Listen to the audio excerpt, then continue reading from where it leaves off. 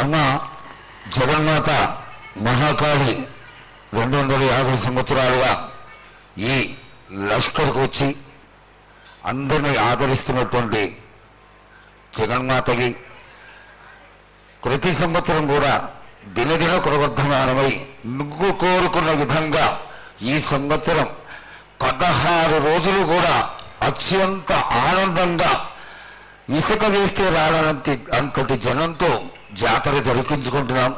ఏ అవాంతరమైనటువంటి సంఘటనలు జరగకుండా చల్లగా కాపాడుతున్నాం. ఈ సంవత్సరం నీకు జరిగినటువంటి పూజలు అత్యద్భుతంగానే జరిగినవని ఆశిస్తాం. నీ యొక్క ఆశీర్వాదాన్ని తెలియజేయండి. ఏటేటి కంటే ఈ ఏడున సంతోషంగా ఆనందంగా అందుకున్నా.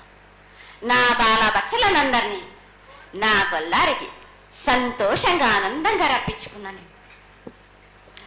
వాళ్ళు చేసిన పూజలన్నీ నేను ఆనందంగా అందుకున్నా. నేను ఎవరికి ఏ ఆటంకం లేకుండా చూసుకున్నాను కూడా. నేను ఏ ఆపద రాకుండా కూడా నన్ను కొలిచిన వారికి నిమ్మై నిలిసే మహంకాళిని. అమ్మ తల్లి,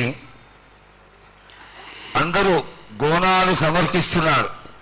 గోనాలే ముఖ్యమైనవి నీ పూజకి. ఈ పూజలో గోనాలు ఏ విధంగా సమర్పించాలి, ఎట్లా సమర్పించాలి, ఎవరు సమర్పించాలి అనేది ఒక చిన్న తెలియని విషయం తల్లి. నీ ముఖ తరహా తెలియజేస్తే ఆనందపడతావు. బోనాలు ఏ బోనమైనా పర్వాలేదు. మామూలు బోనమైనా, మట్టి బోనమైనా, స్వర్ణ బోనమైనా గాని, ఎవరు ఎత్తుకొచ్చినా గాని పర్వాలేదు. గాని సంతోషంగా ఆనందంగా అందుకునేది నేనే కదా. చాలా సంతోషం. వీళ్ళు వాళ్ళు చేయాలని ఎటువంటి సందేహాలు మాత్రకు పెట్టుకోకండి బాలక.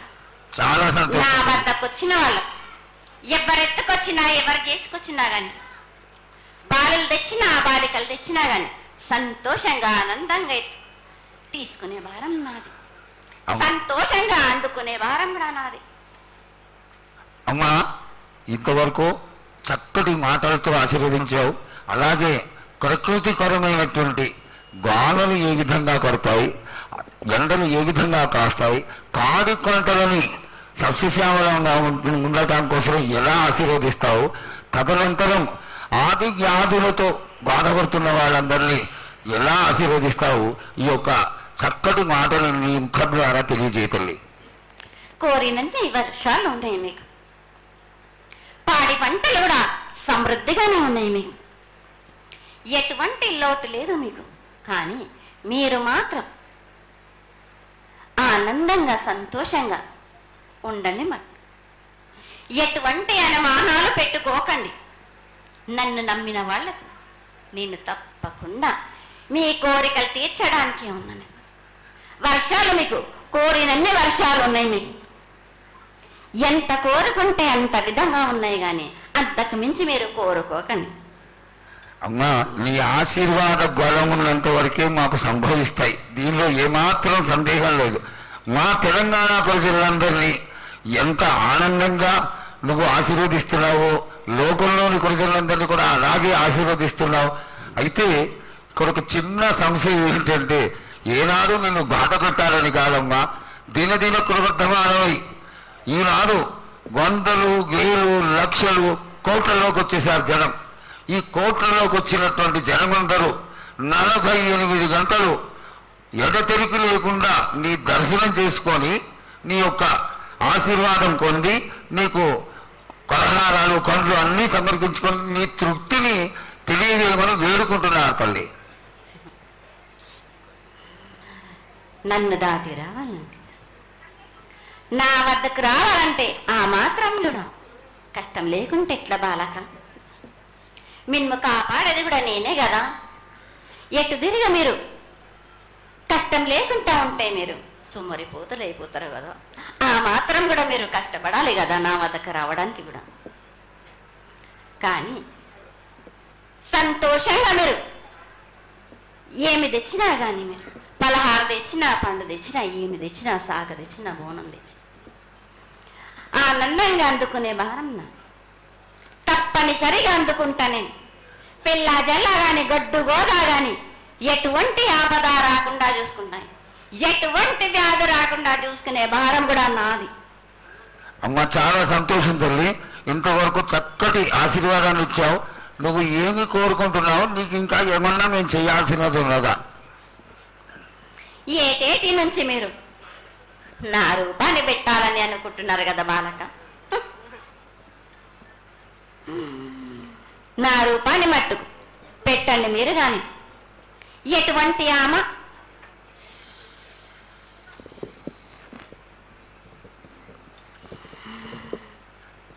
ఎవరేమి చేసినా గాని నేను మాత్రం తప్పకుండా నా రూపాన్ని శాశ్వతంగా పెట్టించుకుంటాను. ఎవరెంత అడ్డుపడ్డా గాని, ఎవరేం కోరుకున్నా గాని నా రూపం మట్టుకు తప్పనిసరిగా నేను నిలబెట్టుకుంటాను. అమ్మా ఇది ఆశీర్వాదమే కాదు, నీ ఆజ్ఞగా భావించి పెద్దలందరూ, ఆలయానికి సంబంధించిన పెద్దలందరూ దీని యొక్క ఏర్పాట్లలో సన్నద్ధమై వెనకాల కార్యక్రమాలన్నీ జరుగుతూనే ఉన్నాయి తల్లి.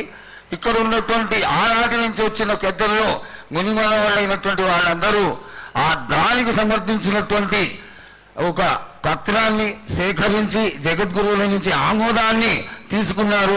కేవలం నీ యొక్క ఆజ్ఞ మాకు తక్కువైంది తల్లి.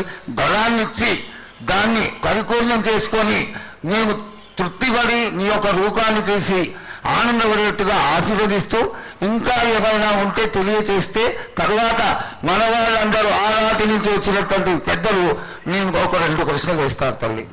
ముందుగా తెలియజేయాలి. నా గ్రామ ప్రజలందరూ ఇది వడికే కాదు, గత 7 నుంచి కూడా మీరు సంతోషంగా ఆనందంగా ఉండడానికి మీరు చల్లని శాఖ పెడుతున్నారు. నాకు సంతోషంగా అందుకుంటున్నాను.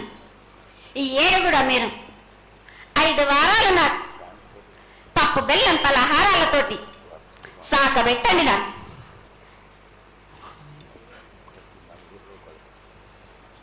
అమ్మా, మన రాష్ట్రంలో చాలామంది రోగాలతో బాధపడుతున్నారు, డయాబెటీస్తో. వాళ్ళకి మీ చల్లని చూపు కావాలి, అందరూ ఆరోగ్యంగా ఉండాలని నేను ప్రార్థిస్తున్నానమ్మా. ఏటేడు మీరు